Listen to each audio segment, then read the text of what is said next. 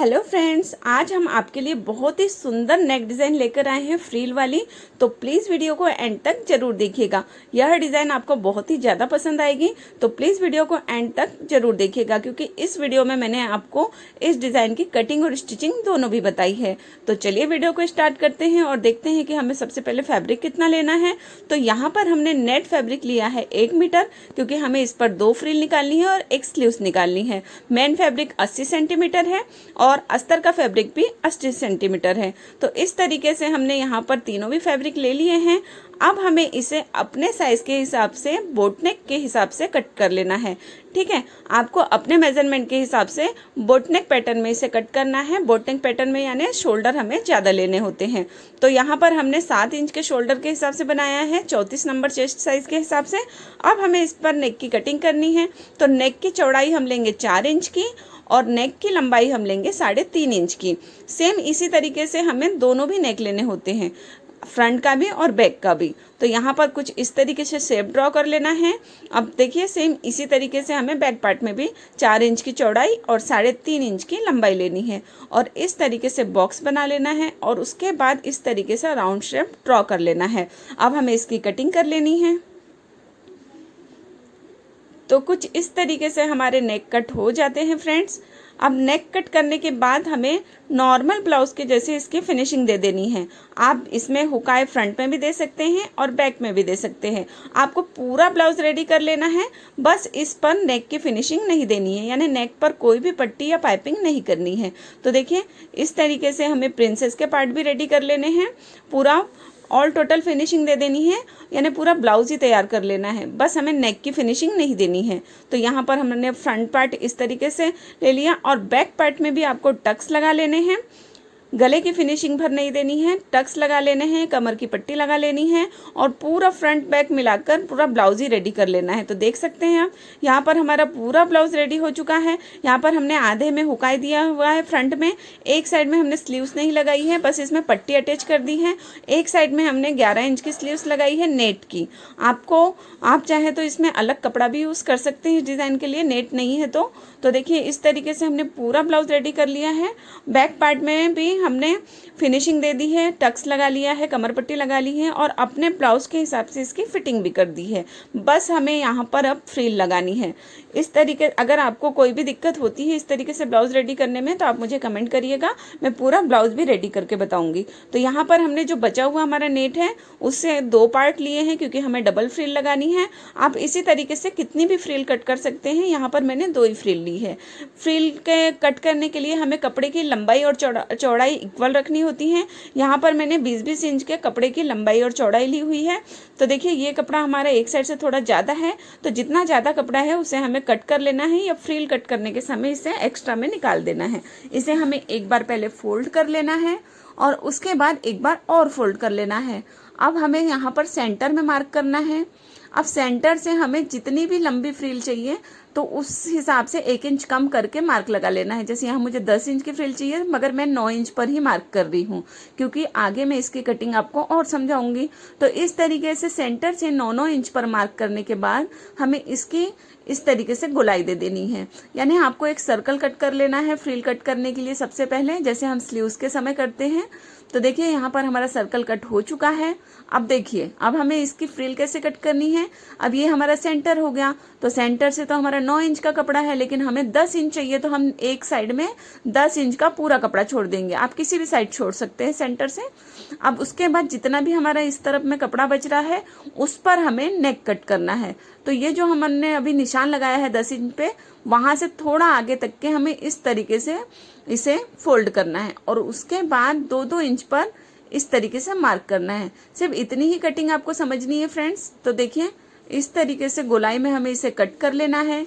अब यहाँ पर हमने एक साइड में पूरा लंबा छोड़ दिया है, कितना है यहाँ पर 10 इंच का, और एक साइड में हमारे पास जितना कपड़ा बचा था उसमें हमने एक छोटी सी गोलाई कट कर ली है 2-2 इंच की। अब इसे हमें शेप देना है नेक के हिसाब से। तो देखिए, एक साइड में हमें पूरा ही कट कर लेना है किनारे तक। तो देखिए, आप नेक का शेप बन गया हमारा। अब ये अगर आपके नेक में लगाने के समय कम ज़्यादा होता है तो हम इसे और भी बाद में कट कर सकते हैं, और थोड़ा सा हमें साइड से भी शेप मिला लेना है इस तरीके से।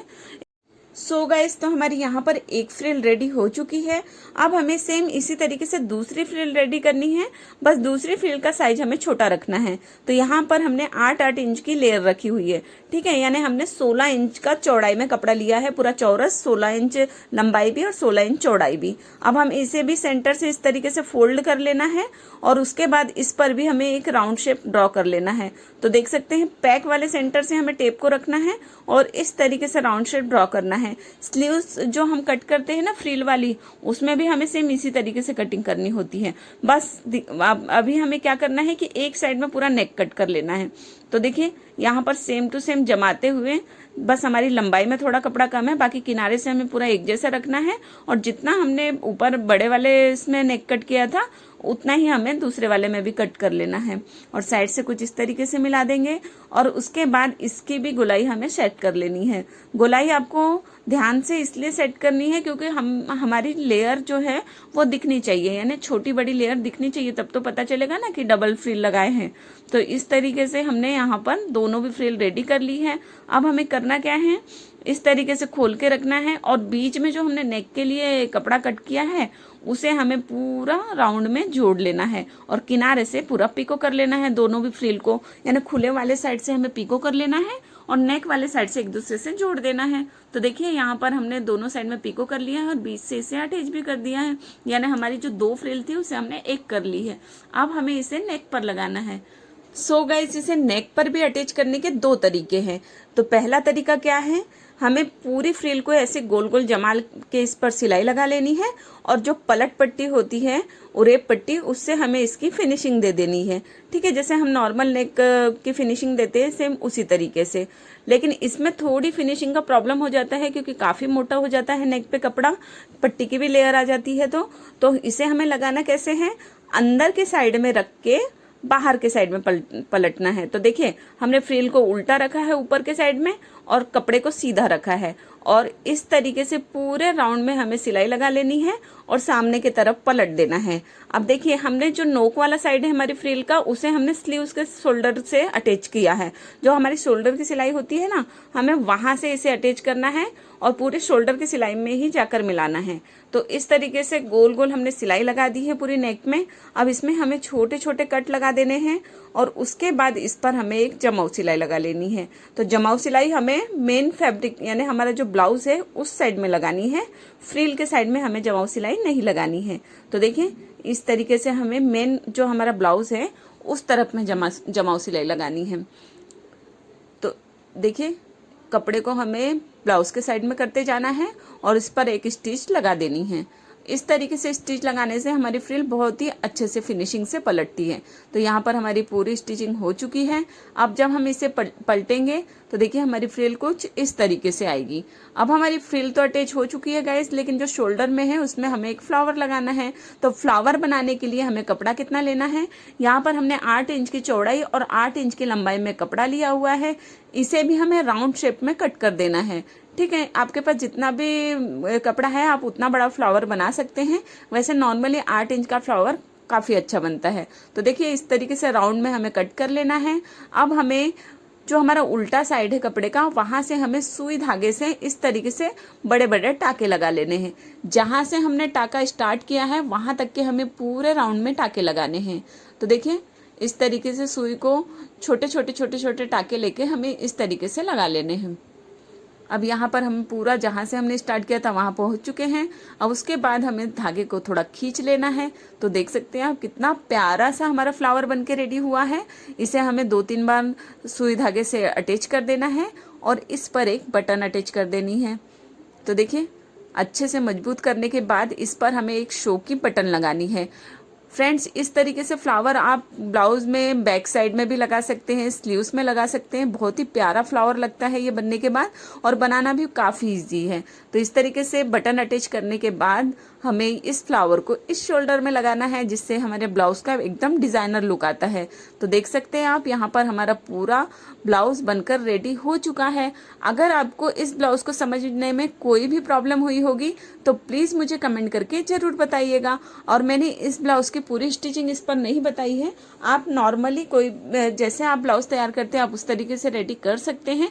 और अगर फिर भी आपको प्रॉब्लम है, आप बिगिनर्स हैं, तो प्लीज मुझे कमेंट कीजिएगा, मैं इसकी पूरी कटिंग और स्टिचिंग आपके लिए फिर से लेकर आऊंगी। सो गाइज, वीडियो पसंद आए तो प्लीज वीडियो को लाइक करें, चैनल में पहली बार आए हैं तो चैनल को सब्सक्राइब करें, एंड वीडियो को लाइक शेयर एंड कमेंट करना बिल्कुल भी ना भूलें। वीडियो को एंड तक देखने के लिए थैंक यू फ्रेंड्स। मिलते हैं नेक्स्ट वीडियो में, तब तक के लिए bye bye. Thank you for watching.